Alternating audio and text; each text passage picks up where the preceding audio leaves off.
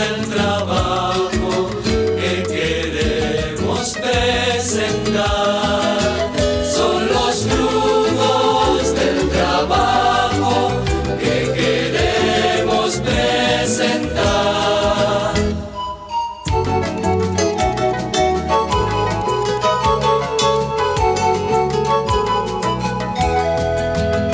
Estos dones que ofrecemos, el Señor convertirá en su sangre y en su cuerpo, signos de fraternidad. En su sangre y en su cuerpo, signos de fraternidad.